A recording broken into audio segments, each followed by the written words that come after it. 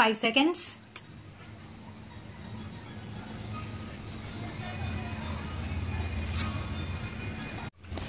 Excellencies, distinguished ladies and gentlemen, I feel deeply honored to be the first Indian president to make a state visit to Israel. Since I arrived here yesterday, I have been touched by the warmth of the reception and the gracious hospitality that has been accorded to me and to my delegation. It is indeed an honor to be invited to your parliament to address the distinguished representatives of the people of Israel. I bring to you the warm greetings and goodwill of the people of India. Having participated intensely in the deliberation of the Indian Parliament since I was first elected to the upper house in 1969, I feel very much at home when I visit other great parliaments of the world. And this is one such occasion. The parliament, with its unique structure and responsibilities of making the basic laws that substitute a written constitution, has proved the power of parliamentary discussion and debate. Having been a parliamentarian and public servant for over 50 years, I am today more convinced than ever that a thorough deliberation with due consideration of all shades of opinion is the key to good policy making. I am accompanied today by the Honorable Union Minister of Social Justice and Empowerment and a delegation of members of the lower house of the Indian Parliament. They represent different political parties and constituencies across the length and breadth of India. In fact, the Indian Parliament is a drop of the Indian subcontinent, and it symbolizes in every sense the unity, strength and diversity of the Indian people.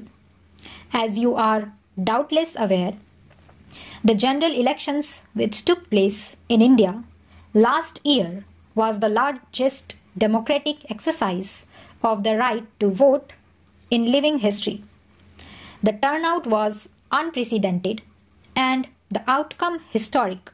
For the first time in 30 years, the Indian electorate had voted for a majority government. I am happy to say that as President of India voted to office at the time of the previous government, I had the satisfaction of presiding over a very smooth transition from one democratically elected government to another. Like your parliament, the Indian Parliament has all the important functions for a legislative branch that checks the executive branch of the Indian government, questions its actions and thoroughly examines its policies. It makes laws and has wide financial powers. No tax can be levied without its approval by the appropriate authority. My state visit to Israel is taking place at a time when relations between our two governments and our people are on a very positive trajectory. India and Israel, as fellow democracies, share many commonalities. The linkages between our peoples date back to ancient times. The first group of persecuted Jews who came to India landed on her western coast more than 2000 years ago. Throughout their long history, the Jewish communities in India have maintained, developed and enriched their traditions with many Indian additions to their unique heritage.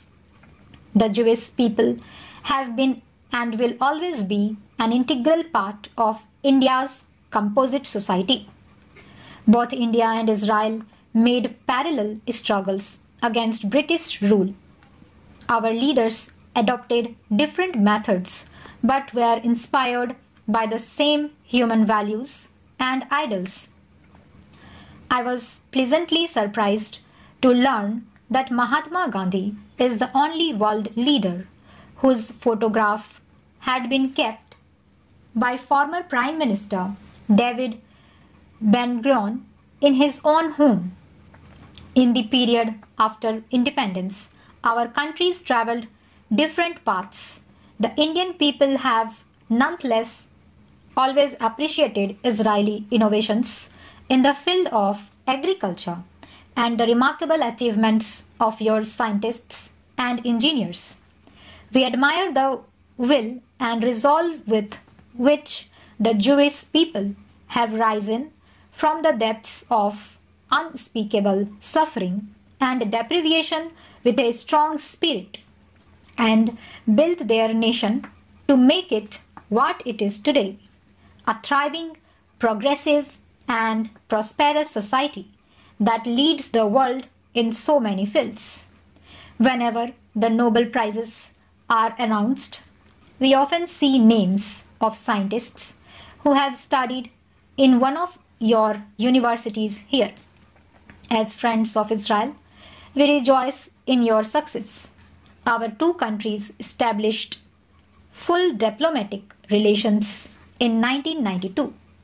Since then, our cooperation in different fields has grown steadily.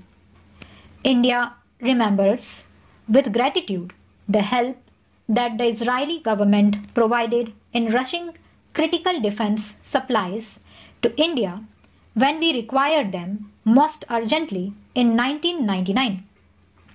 We also appreciate the support that we have received from Israel for India's rightful claim to a permanent seat in the UN Security Council. India has been a strong voice of developing countries in the UN and other multilateral organizations. India believes that there is no better option than to resolve issues through negotiations and peaceful dialogue. We see that the administrative architecture of international bodies is not effective enough in enforcing their decisions.